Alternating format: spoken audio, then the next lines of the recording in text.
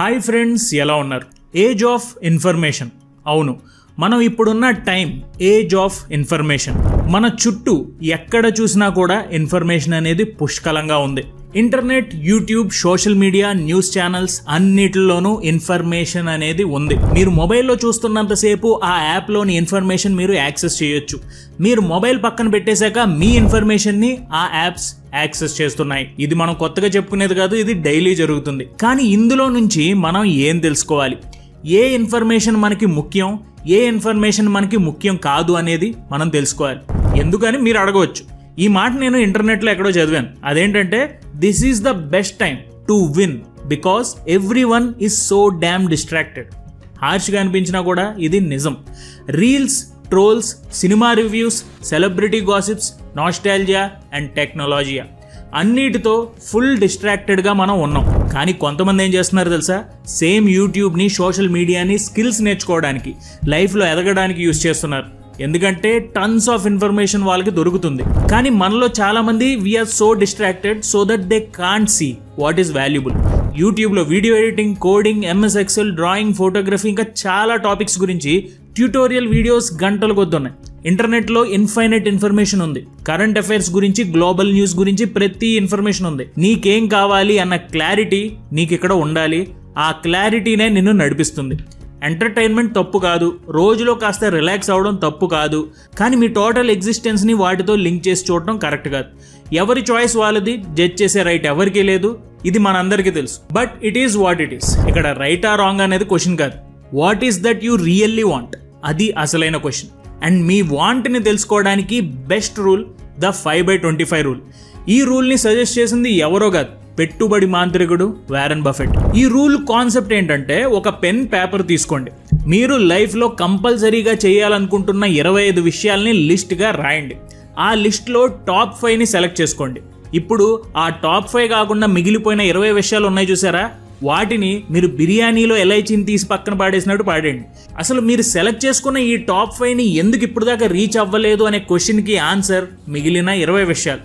మీరు అనవసరమైన విషయాల మీద మీ టైంని, ఫోకస్ని, ఎనర్జీని వేస్ట్ చేయడం వల్ల మీకు అవసరమైన వాటి మీద మీరు ఫోకస్ చేయలేకపోతున్నారు.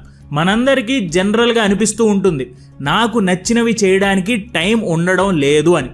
అసలు ఎలా ఉంటుంది? మనం అక్కర్లేని వాటి మీద టైం వేస్ట్ చేస్తూ ఉంటే అసలు ఎలా ఉంటుంది?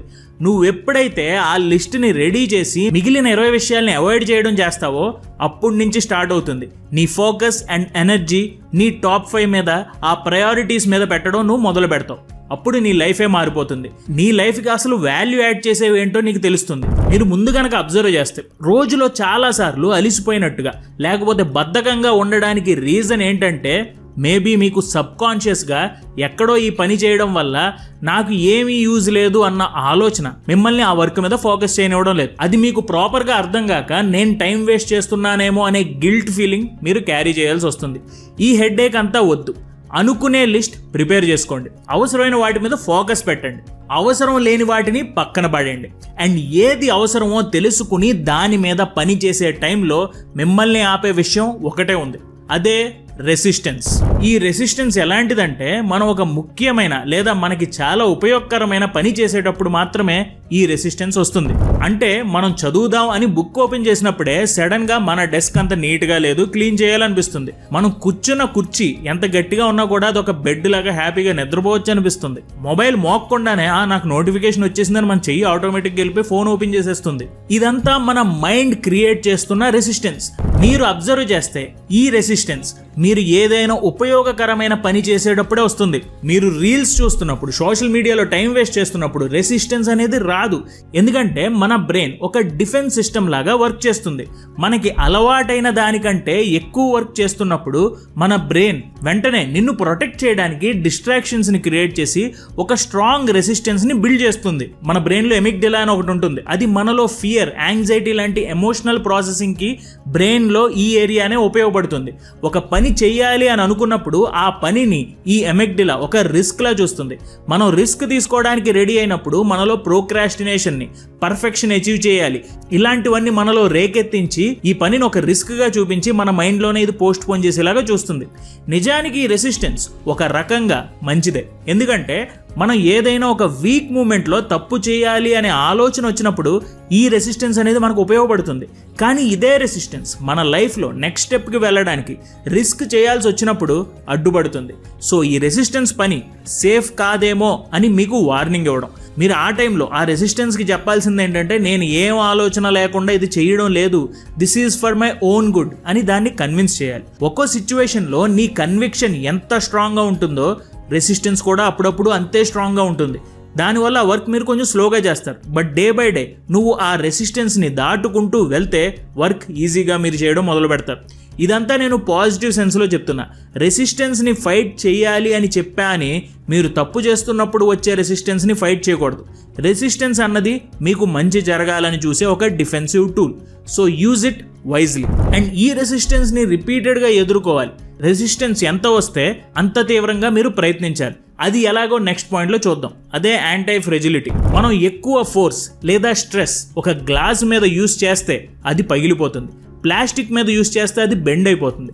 కానీ అదే మజిల్ మీద యూజ్ చేస్తే ఆ మజిల్ స్ట్రాంగ్ అవుతుంది. దీన్ని యాంటీ ఫ్రెజిలిటీ అంటారు. స్ట్రెస్ని తట్టుకోవడం కాకుండా దాని నుంచి బెనిఫిట్ అవ్వడమే యాంటీ ఫ్రెజిలిటీ. మనం కూడా లైఫ్లో యాంటీ ఫ్రెజిలిటీ కాన్సెప్ట్ని ఫాలో అవ్వాలి. అంటే మన లైఫ్లో మనం ప్లాన్ చేసిన విధంగా జరగనప్పుడు మనం ఫేస్ చేసే ప్రెషర్, స్ట్రెస్ వల్ల డీలా పడిపోవడం కాకుండా అలాంటి సిచ్యువేషన్స్ని తట్టుకుని మనం స్ట్రాంగ్గా నిలబడే విధంగా మనం మారాలి. నీదేంటి భయ్యా నువ్వు చాలా సింపుల్గా చెప్పేసావు అంటారు. ఇది అనుకున్నంత ఈజీ కాదు అని అంటారు. ఈజీ కాకపోవచ్చు, కానీ ఇంపాసిబుల్ అయితే కాదు. నా ఉద్దేశం ఏంటంటే, మనం మన లైఫ్ని ఎలా డిజైన్ చేసుకోవాలి అంటే, ప్లాన్లో చిన్న చిన్న చేంజెస్ వచ్చినా కూడా ఆ డే మనం అనుకున్న విధంగానే కంటిన్యూ అవ్వాలి. మనం ఎక్స్పెక్ట్ చేయని ఒక చిన్న డిస్టర్బెన్స్ వల్ల డే మొత్తం స్పాయిల్ అవ్వకూడదు. ఈ యాటిట్యూడ్ మనం డెవలప్ చేసుకోవాలి. ఇక్కడ మీకు ఒక చిన్న ఎగ్జాంపుల్ చెప్తా. చిన్నప్పటి నుంచి ఎగ్జామ్ టైంలో క్వశ్చన్ పేపర్ చూసి మనకి వచ్చు అనుకున్నవన్నీ టిక్ పెట్టుకుని రాయడం స్టార్ట్ చేస్తాం. కానీ ఎక్కడైనా మధ్యలో ఒక క్వశ్చన్కి సరిగ్గా ఆన్సర్ చెయ్యలేకపోతే ఆ స్ట్రెస్లో పడి మిగతా క్వశ్చన్స్కి ఆన్సర్స్ మర్చిపోతాం. ఇదంతా ఎగ్జామ్ టెన్షన్లో వచ్చిన ప్రెషర్ అండ్ స్ట్రెస్ వల్ల మాత్రమే జరుగుతుంది. మనలో చాలా మంది ఇది ఎక్స్పీరియన్స్ చేసే ఉంటారు. అలాంటి డే కానీ అలాంటి లైఫ్ కానీ మనకి వద్దు. మనం ఒక రాక్ సాలిడ్ లైఫ్ని బిల్డ్ చేసుకోవాలి. ప్రెషర్ అయినా స్ట్రెస్ అయినా మన లైఫ్ డిస్టర్బ్ చెయ్యకపోగా మనల్ని ఇంకా స్ట్రాంగ్గా చెయ్యాలి. అదే యాంటీ ఫ్రెజిలిటీ. ఇది ఒక్క రోజులో జరగదు. ఇది ఒక కంటిన్యూస్ ప్రాసెస్, బట్ అచీవ్ చేయొచ్చు. మనలో చాలా మంది నాకు నా మార్నింగ్ రొటీన్ సరిగ్గా ప్లాన్ ప్రకారం అవ్వకపోతే నా డే మొత్తం చాలా మూడీగా ఉంటుంది అని అంటారు. అండ్ ఇది కూడా నేను ఒకప్పుడు ఫీల్ అయ్యేవాడిని. ఒక చిన్న చేంజ్ నీ బిహేవియర్ని, నీ డేని డిస్టర్బ్ చేస్తుంది అంటే డెఫినెట్గా నువ్వు అది ఇగ్నోర్ చేయాల్సిన విషయం కాదు. నీ డేని నువ్వు డిటెక్ట్ చేయాలి తప్ప ఆ చేంజెస్ని కాదు. నిజానికి ఆ సడన్గా వచ్చిన చేంజెస్, ఛాలెంజెస్ లేకపోతే మనం అసలు గ్రో అవ్వడం కష్టం. ఒక ఫేమస్ సేయింగ్ ఉంది, a smooth sea never made a skilled sailor. అంటే ఛాలెంజెస్ ఉంటేనే మనిషి ఎదుగుతాడు. ఛాలెంజెస్ని అవాయిడ్ చేస్తే అలానే ఉంటాడు. మరి ఛాలెంజెస్ని ఎలా ఎదుర్కోవాలి? దానికి మనం తెలుసుకోవాలి ఫాస్బరీ ఫ్లాప్. 1968లో సమ్మర్ ఒలింపిక్స్ మెక్సికో సిటీలో జరిగాయి. అమెరికాకి చెందిన రిచర్డ్ డగ్లస్ ఫాస్బరీ హై జంప్ ఈవెంట్లో పార్టిసిపేట్ చేయడానికి వచ్చాడు. పార్టిసిపేట్ చేయడం మాత్రమే కాదు, హై జంప్ రూల్స్నే మార్చేశాడు. అప్పటి వరకు హై జంప్లో ఉన్న ట్రెడిషనల్ టెక్నిక్ ఏంటంటే బార్ పై నుంచి ఫార్వర్డ్ డైరెక్షన్లో దూకేవారు. అయితే ఫాస్బరీ అందరూ ఫాలో అవుతున్న ఆ ట్రెడిషనల్ టెక్నిక్ని కాకుండా బ్యాక్వర్డ్ డైరెక్షన్లో దూకితేనే ఎక్కువ అడ్వాంటేజ్ అని డిసైడ్ అయ్యాడు. తాను అనుకున్నట్టే బ్యాక్వర్డ్ డైరెక్షన్లో జంప్ చేశాడు, గోల్డ్ మెడల్ గెలుచుకున్నాడు, ఒలింపిక్ రికార్డ్ క్రియేట్ చేశాడు. బ్యాక్ ఫస్ట్ టెక్నిక్తో హై జంప్ని రెవల్యూషనైజ్ చేశాడు. ఆ టెక్నిక్నే ఫాస్బరీ ఫ్లాప్గా పాపులర్ చేశారు. ఆ తర్వాత ఆ టెక్నిక్ని అందరూ ఫాలో అవడం మొదలుపెట్టారు. పాయింట్ ఏంటంటే, ఫాస్బరీ అందరూ ఫాలో అవుతున్న మెథడ్ని క్వశ్చన్ చేశాడు. అలాగే దానికన్నా ఒక బెటర్ టెక్నిక్ని కనిపెట్టాడు. మెథడ్ని మాత్రమే క్వశ్చన్ చేశాడు, గోల్ని కాదు. ఇక్కడ మనం అర్థం చేసుకోవాల్సింది ఏంటంటే, అందరూ చేస్తున్నారు కాబట్టి అదే కరెక్ట్ అని బ్లైండ్గా ఫాలో అవ్వాల్సిన అవసరం లేదు. ఆ పద్ధతి అవుట్డేటెడ్ కూడా అయిపోయి ఉండొచ్చు. మనం ఒక్కోసారి ఎంత కష్టపడినా రిజల్ట్ అనేది రాదు. ఎందుకంటే మనం అందరూ చేస్తున్నారు అని ఫాలో అయిపోయాం తప్ప ఒక్కసారి కూడా దాన్ని మనం క్వశ్చన్ చేయం.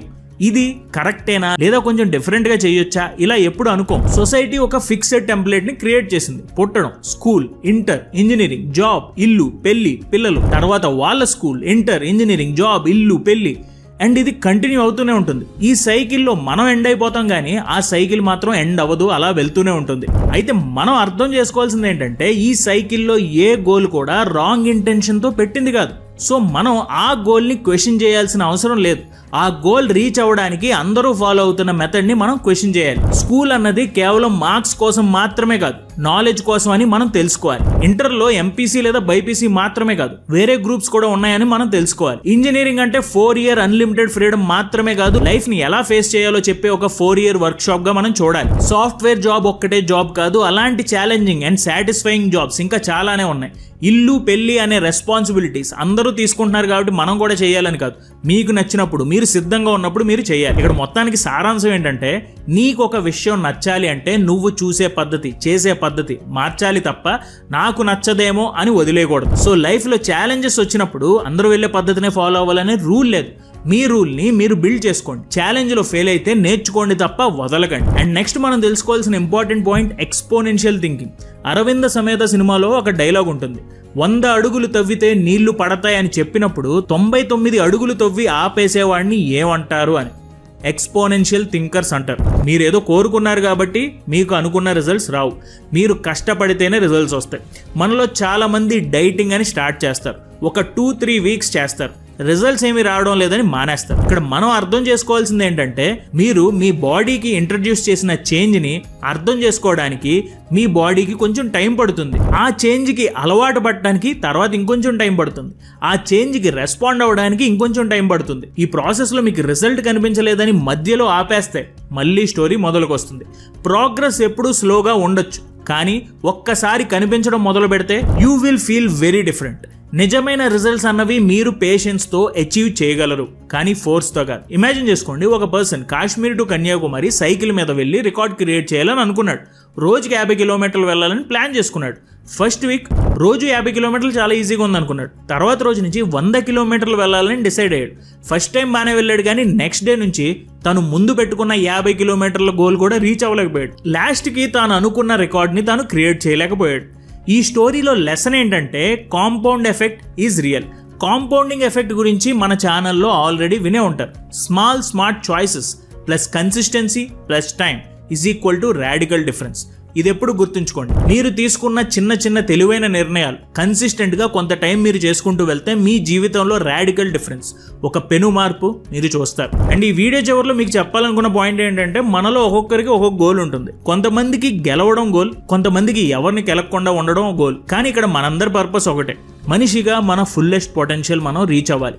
మన బెస్ట్ ఏంటో లైఫ్ టైంలో ఒక్కసారైనా చూడాలి. ఇప్పుడు మనం మాట్లాడుకున్న ఈ మెంటల్ మోడల్స్లో ఏదైనా సరే ఒక దాన్ని సెలెక్ట్ చేసుకోండి, మీకు నచ్చింది ఏదైనా సరే. లేదు 2-3 వర్కౌట్ అవుతాయి అనుకుంటే 2-3 తీసుకోండి. వాటిని రోజు పాటించండి, యూస్ చేయండి, కొంచెం టైం అయినా చేసి చూడండి. Trust the process, be consistent, have faith, be patient, and one day it will happen. Thank you so much for watching our videos. జై హింద్.